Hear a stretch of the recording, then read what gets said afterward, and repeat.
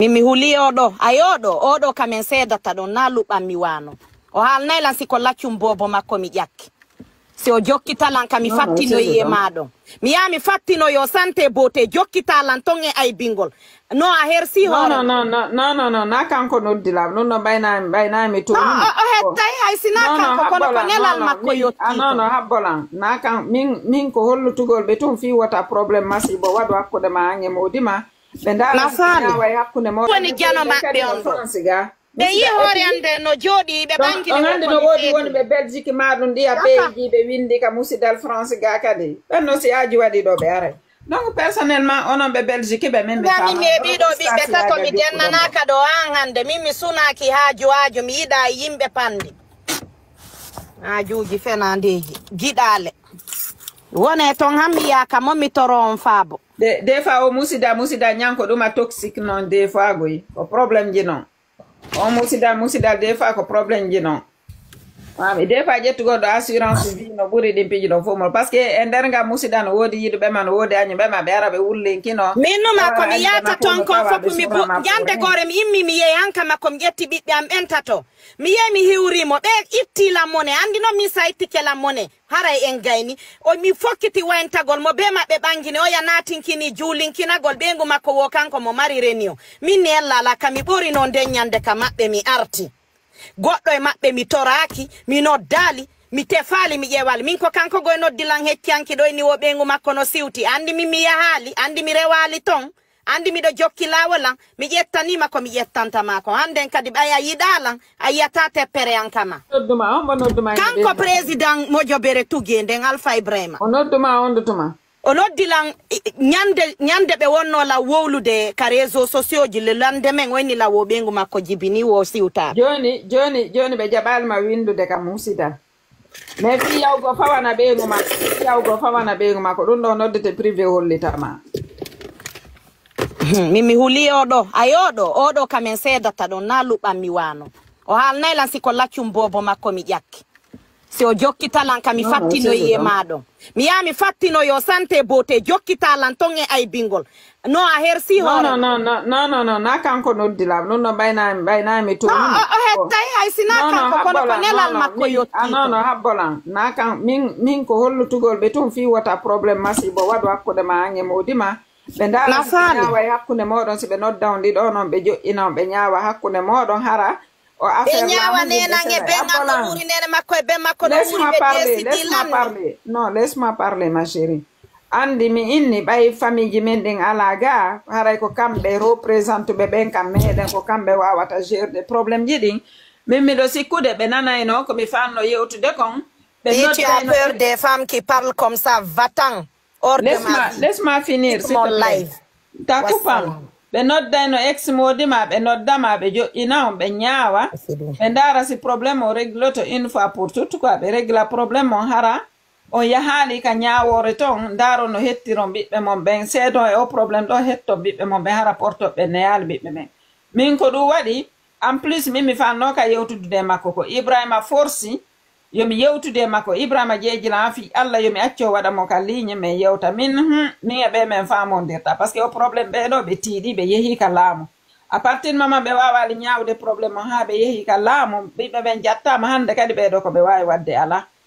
donc min ɓayo jeejilan ɗo ha min joni wattumo ga min mi wolanamo yo waajo gorko le plus important gorko e accepte joni yoɓe yeehi suudu ndun en fait ɓe seeda mo kala maɓɓe ƴetta logement feere ɓe ndaara no ɓe hettira ɓiɓɓe ɓen par ce que si ɗum ɗo waɗi ɓiɓɓe ɓen hettoto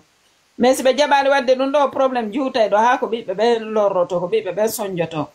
donc mi essaye yewtugol mo ɗum ɗon mais à chaque fois o innalan ko honno waɗi o histoire ɗo ko honno woni rewtire ɗo lan détail ji o mettinanila onni wo onni ko soit mi yewtiɗo ha mi ronki onni ko soit mi famali histoire ma o soit miɗo woni complice ma ɗum ɗon noon mettilam min nawa sa wowli ɗum sa anni miɗo woni complice e kajjatu min nebal komi andi kajjatu ka réseau sociaux par ce que an iɗa woni complice e gorko on awa min par ce que ko ɗiɗo bonni na goto sa yi ɓiɓɓe ɓe jattama sekke probléme no woodi hakkude nene on e ɓiɗɗo e baba on si nene on kelɗa hara e baba on no kelɗi si ɓe jatti ɓiɓɓe ɓe nene on hara ɓe wawi accude ɓiɓɓe ɓen jungo babirawo on mais si awri ara noon innam ɓiɓɓe ɓe yehide noon si kamɓe tigri ka lekko ɓiɓɓe ɓe yinni ko ba maɓɓe piiɓe ba maɓɓe kadi confirmé inni wi ko min piiɓe haa ɓe jatti ɓe mbiɓe haray na nenira on mari faute min nenira on so antami démarche ji makko de mo mari droit hettugo ɓe ɓiɓɓe makko min mais à condition yo antam min o jo o feeta hande o feeta jango parce que simo feetuno arayno ɓe dumbinomo ko leydi porto wona arayno ɓe naɓinomo ka suudu feetuɓe ɓen donc o feeta min mais komi faami ko musidal worɓe ɓe jogi na musidal worɓe rewɓe ɓe jogi min ko ɗum min mi wolanimo min e nder ko yewtuɗon ɗo kon min mi faami ko musidal worɓe jogi ɗon na musida rewɓe worɓe quoi en fait donc mi faami o ƴetti par gorko min poɗondiri ɗon ha mi tawi joni yomi accituɓe ɓayo ala famde mi tawi joni min mi yewtimo min si ɓe yiɗi gorkon ɓe yiɗi ɓiɓɓe ɓen ɓe falaka ɓiɓɓe ɓe ne ka portoɓe ɓen yoɓe waajo gorkon gorko e accepte yeygo suudu ɗum seedo e o probléme ɗo voilà o natti o jaabi womi profita e woni e gorko on ka wenni wo komi yaltuɗo juuɗe non o enna la profita e woni e gorko o enni lan sundu womi yoɓani fisuderto non o enni lan woka wo honno wo mara bien woka wona ɗo dépensede min hayska wona ɗo dépensede min ka kaydiji ka propriétaire suudu ɗum min ka kaydiji wona ɗa dépensede a wona ka dépensede ɓe watama yaltinde ka suudu ton donc ɗo ko soit c'est donc awa mi yoɓi ndun suudu 50% suudun komi woni yoɓude teddungal lema sa anda lando awa ko haɗi jommayru yaltinalan han joni ɓay komi fawta non min mi inni de toutes les façons fawtaɗa a wona ɗo fawtede ba min ni suudu ɗum à partir mama inde made no ka kaydiji gorkon tun wawata mara droit kanko tun fi suudu ɗum signature ji ɗin il faut que signa hay yaltuɗa ton hay yaltuɗa ton obligatoire a yoɓay facture ji ɗin gorkon kadi la même chose a wata heɓde suudu social ɓe watama fawtade donc ko ɗon noon o sikki noon min mi inni haray honno o inni ko hombo fawtotoma blocanelam pay kum dala ba ko yeddondirno moƴƴa on partiro mais haare o famani komi yewti kon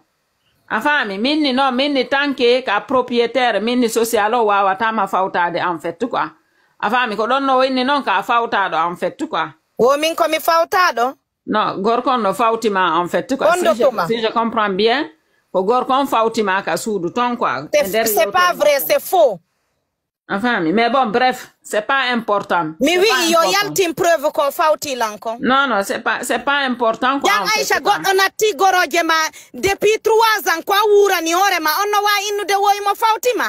gibarɗa ɗo ɗa gollude sundun ko 50 me woni yoɓude ɓen no wa innude woyi ɓe fawti lan non andi min mi sikki ɓe anda tigi tigi woni feƴƴide ko hakkude ma jilam rasulullah kono no ukki hunduko kon ka vie de foyer o ala ɓengoye ɓiɓɓe non habbolan kajjatu ko ɓe bonni awa dewgal jiɗingal andi kajjatu on yewtali détail ji ɗin fof on natali e nder détail ji ɗi a explicanal ɓe détail ji ɗin fof muɗum donc ça veut dire min mi sikki ko version gorkon tumɓe mi expliquana mo goɗɗo ɓeetila wo komi feetuɗo yomi immoɗo yandi voilà ko ɗum waɗi minimisudela voilà an a faami an a bloquike 2 début parce que ɓe jentakima 2 début donc a bloquike a wawal jiwgude nder ton kon a faami kamɓe noon ɓe ƴetti version gorkon ɓe ƴetti version gorkon tun donc ça veut dire personnellement ɓe jugea les affaire on no du'irano e min mi weltana jan Aisha an tigira yino ɓe ardi noon e ma ɓe ni wo ko a complice joam ɓen ɗon no famodire non ko ɗon noon mi faami noon mi inni ɓay ɓe inni min mi faama l'histoire alors que min mi faami par ce que an tigira woli ka layva habbola an tigira wolno ka layva an kanko tigiro wari ɗum ɗon noon o faami on parti ɗo innuɗa o wari plusieurs fois 2 fois ñaawugo hakkude ma an e ex modi ma a faami o wawali ɗum ɗo wari ka maɗa o kajatu min tilan falama posande question par goto wawata famde o wawata ñaawde hakkude moɗon